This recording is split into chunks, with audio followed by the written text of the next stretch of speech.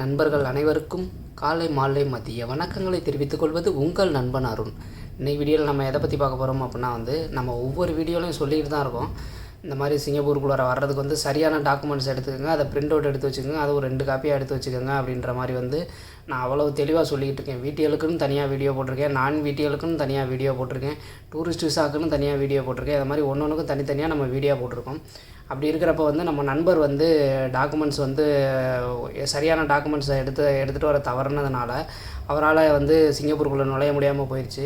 இது மாதிரி நிறையா நடந்துக்கிட்டு தான் இருக்குது. ஆனால் இது சரியான முறையில் நிறையா பேருக்கு தெரியறதில்ல. ஸோ அவருக்கு நம்ம நண்பருக்கு இப்போ அவர் 2 நாள் தான் ஆகுது, வந்துட்டார் திருப்பி.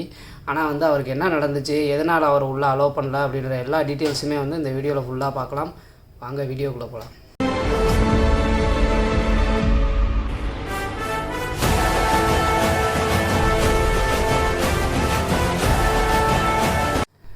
அதாவது முன்னாடியெல்லாம் சிங்கப்பூருக்குள்ளே வர்றதுக்கு ஐபி இருந்தாலே போதும், ஐபி பாண்டு பேப்பர் இது மட்டும் இருந்தாலே போதும். இப்போ பார்த்திங்கன்னா அப்படி கிடையாது, நிறையா டாக்குமெண்ட்ஸ் தேவைப்படுது. அது விசாவை பொறுத்து மாறுபடுது. இப்போ ஒர்க்கர்ஸாக வேலைக்கு வரீங்கன்னா அவங்களுக்கு ஒரு மாதிரியான விசா, அதுவும் VTLயில் வரீங்கன்னா அவங்களுக்கு ஒரு மாதிரியான ப்ராசஸ்ஸு, சில டாக்குமெண்ட்ஸு. அதே மாதிரி நான் VTLயில் வரீங்கன்னா அவங்களுக்கு ஒரு மாதிரியான டாக்குமெண்ட்ஸு, டூரிஸ்ட் விசாவில் வர்றீங்கன்னா அவங்களுக்கு ஒரு மாதிரியான டாக்குமெண்ட்ஸு. இந்த மாதிரி ஒவ்வொருத்தவங்களுக்கும் வேறு மாதிரியான டாக்குமெண்ட்ஸ் தேவைப்படுது. அப்படி இருக்கப்போ நீங்கள் உங்களுக்கு எந்த எதில் வர்றீங்களோ அதில் சரியான முறையில் வரல அப்படின்னா கண்டிப்பாக உள்ளார அலோவ் பண்ணவே மாட்டாங்க. இது மாதிரி இப்போ நான் 2-3 விஷயம் கேள்விப்பட்டுட்டேன். அதில் நம்ம நண்பர் ரொம்ப தெளிவாக விரிவாக வாய்ஸ் மெசேஜ்லேயே அவர் சொல்லியிருக்காரு. நான் அதையும் இப்போ ப்ளே பண்ணி காமிக்கிறேன். ஸோ நீங்கள் வரையில் ஒன்றுக்கும் நான் தனித்தனியாக வீடியோ போட்டிருக்கேன். ஸோ அதை நீங்கள் பார்த்து அதை கரெக்டாக ஃபாலோ பண்ணிங்கன்னாவே ஓகே தான். இப்போ அதுக்கு முன்னாடி இப்போ நம்ம நண்பர் எந்த மாதிரியான பிரச்சனையை ஃபேஸ் பண்ணார், அவருக்கு என்ன நடந்துச்சு அப்படின்றத அவரே சொல்கிறத ஆடியோவில் கேட்போம். ஃபஸ்ட்டு இதை கேட்டுட்டு அடுத்ததை நம்ம பேசுவோம். அப்படின்னு சொல்லி சொன்னாங்க. இல்லை ப்ரோ, நம்ம VTL தான் நம்ம அப்ளை பண்ணது. VTL அப்ளை பண்ணி அப்ரூவ் ஆயிடுச்சு. அப்ரூவ் ஆகி டிக்கெட் போட்டாச்சு. கரெக்டாக 4ஆம் தேதி நைட்டு என்ன ஆகி போச்சுன்னா, அங்கே ஏர்போர்ட்டுக்குள்ளே போயிட்டேன். எல்லா டாக்குமெண்ட் நீங்கள் சொன்ன மாதிரி எல்லா டாக்குமெண்ட் ரெடி பண்ணி போயிட்டேன். பாண்டு பேப்பர் கம்பெனியில் கேட்டதுக்கு கம்பெனியில் சொன்னால் பாண்டு தேவையில்லை, ஸ்கேன் பண்ணாவே ஆட்டோமேட்டிக்காக வந்துடும், நீங்கள் பாண்டு தேவையில்லை, நீ சும்மா வா அப்படின்னு சொல்லி நீ சொன்னாங்க. சரி நம்மளும் சரி ஓகே, நான் இவ்வளோ நாள் நானும் 10 வருஷம் இருக்கேன், அந்த மாதிரி யாரும் சொன்னதில்லை. சரி பரவாயில்ல, நான் ஒரு 10 வாட்டி கேட்டேன். அப்படியே திருப்பி சொல்லவும் சரி கம்பெனி முதலாளிட்ட எதுக்கு ஓயாமல் பேசிக்கிட்டு சரி போவோம் அப்படின்னு நானும் போயிட்டேன். ஏர்போர்ட் போனோடனே இண்டிகோ தான் போட்டிருந்தது. போய் ஏர்போர்ட்டுக்குள்ளே உள்ளே போயிட்டு க்யூவில் நின்றுட்டு உள்ளே போனேன். ரொம்ப ரஷ்ஷாக இருந்துச்சு. அதுக்கப்புறம் உள்ளே போயிட்டு போர்டிங்கில் இப்போ டாக்குமெண்ட்டு எல்லாம் செக் பண்ணி பார்க்கும்போது இந்த மாதிரி பாண்டு இல்லை அப்படின்னாங்க. பாண்டு ஸ்கேன் பண்ணால் வரும் சார் அப்படின்னு சொன்னேன். அது அங்கே ஸ்கேன் பண்ணி பார்த்தா தெரியும், எங்களுக்கு எப்படி தெரியும், இல்லை அலோவ் பண்ண மாட்டோம் அப்படின்னு சொல்லிட்டு சொல்லிட்டாங்க. அதுக்கப்புறம் நான் கூட ஒரு 2 நிமிஷம் வெயிட் பண்ணுங்கள் சார், இந்த இருக்குது சார் அப்படின்னு சொல்லி அப்புறம் அனுப்ப சொல்லி காமிச்சேன். ஆனால் ஒத்துக்கறல. அப்புறம் அப்புறம் பாஸ்போர்ட்லாம் வாங்கிட்டு எழுதிக்கிட்டு நீங்கள் போயிட்டு இண்டிகோ ஆஃபீஸை போய் கான்டாக்ட் பண்ணுங்கள், டிக்கெட்டை மாற்றி போட்டுக்கோங்க அப்படின்னு சொல்லிட்டாங்க. அப்புறம் மறுபடியும் டிக்கெட்டை மாற்றி போட்டு அப்புறம் இன்னைக்கு காலைல தான் இறங்கினேன் ப்ரோ. நான் மட்டும் இல்லை, இந்த மாதிரி நிறையா பிரச்சனை இருக்குது ப்ரோ. நிறையா பேர் கிட்டத்தட்ட ஒரு 20-30 பேர் இதே ப்ராப்ளம் தான். பாண்டு இல்லாமல், அந்த VTL பாஸ் இல்லாமல், அப்புறம் அந்த மாதிரி நிறையா சின்ன பிரச்சனை. அந்த டாக்குமெண்ட்டு இல்லாமல் தான் சென்னையில் தான் ரொம்ப ரொம்ப ஸ்ட்ரிக்டாக இருக்காங்க. சிங்கப்பூரில் அந்த அளவுக்கு ஒன்றும் கேட்கல. எல்லா டாக்குமெண்ட்டும் வாங்கிட்டு மேக்ஸிமம் பார்க்குறது அந்த SG அரைவல் கார்டு, IP இது 2 தான் செக் பண்ணுறாங்க. மற்றபடி ஒன்றும் கேள்வியெல்லாம் ஒன்றும் கேட்கல. அப்புறம் PCR முடிச்சுட்டு அப்படியே வந்துட்டோம் ரூமுக்கு. ஹோட்டலில் கொண்டாந்து விட்டாங்க. கரெக்டாக ஒரு காலைல 7 மணிக்கு ஸ்வாப் டெஸ்ட் எடுத்தாங்க. 11 மணிக்கெல்லாம் மெயில் வந்துருச்சு இந்த மாதிரி நெகட்டிவ் அப்படின்னு சொல்லிட்டு. அப்புறம் MOHலேருந்து கால் பண்ணி இந்த மாதிரி நீங்கள் வேலைக்கு போகலாம் அப்படின்னு சொல்லி சொன்னாங்க. நெகட்டிவாக இருக்குது, நீங்கள் வேலைக்கு போகலாம், ஒன்றும் பிரச்சனை. 3ஆவது நாள் 7ஆவது நாள் மட்டும் டெஸ்ட் எடுக்கணும் அப்படின்னு சொல்லி சொன்னாங்க.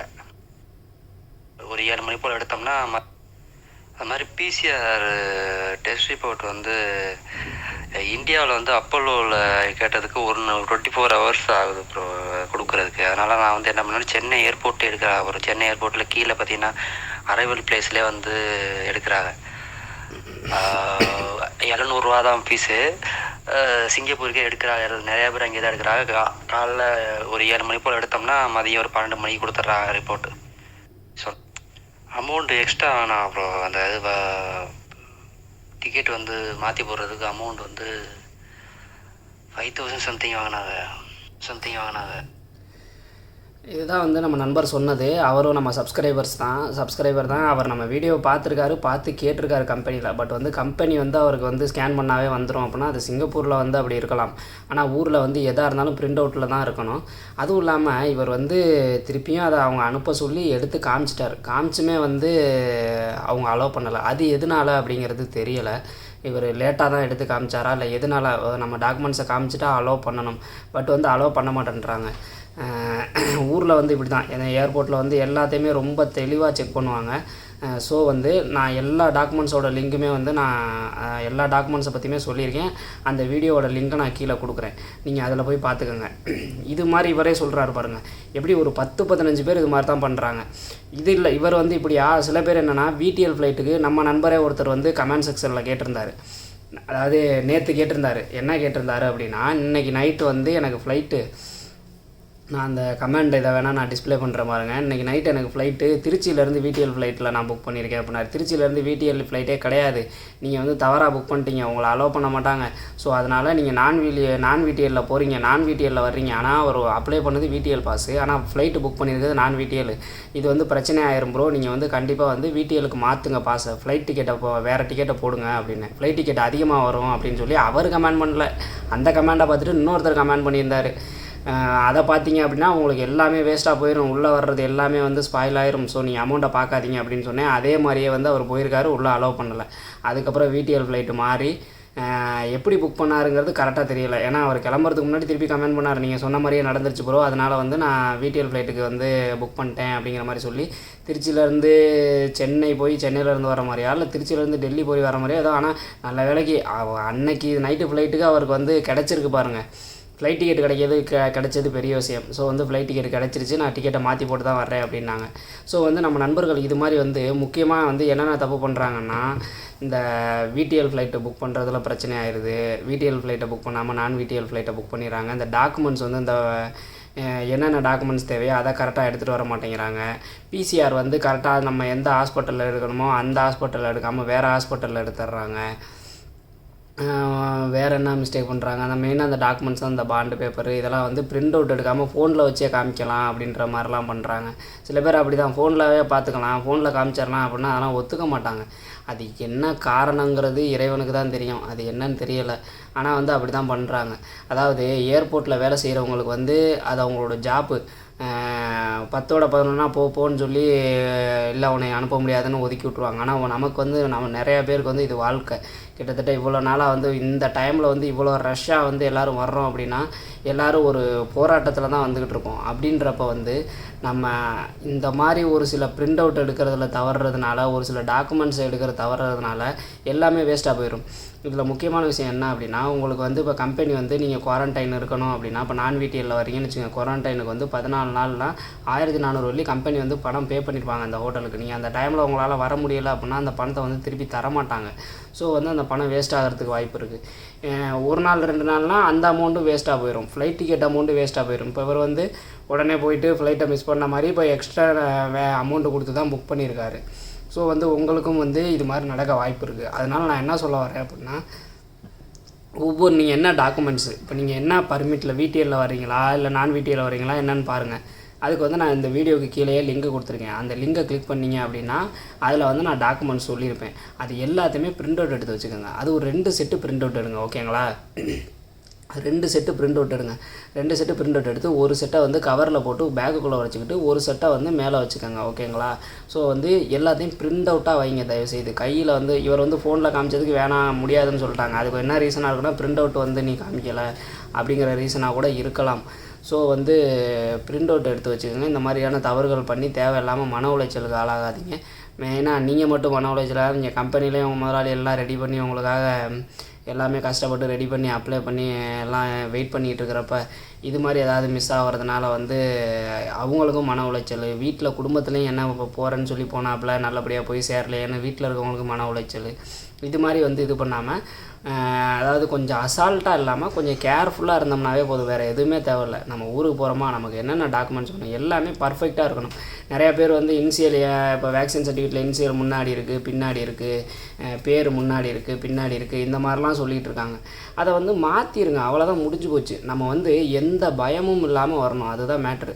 நம்மள்ட்ட எல்லா டாக்குமெண்ட்ஸும் பர்ஃபெக்டாக இருக்குது. எவன் வந்தாலும் நம்மளை வந்து எதுவும் பண்ண முடியாது. நம்மள்ட்ட எல்லா டாக்குமெண்ட்ஸும் கரெக்டாக இருக்குது, எல்லாத்துலேயும் நேம் கரெக்டாக இருக்குது, பாஸ்போர்ட் நம்பர் கரெக்டாக இருக்குதுன்னு எல்லாமே தெளிவாக இது பண்ணிக்கணும்.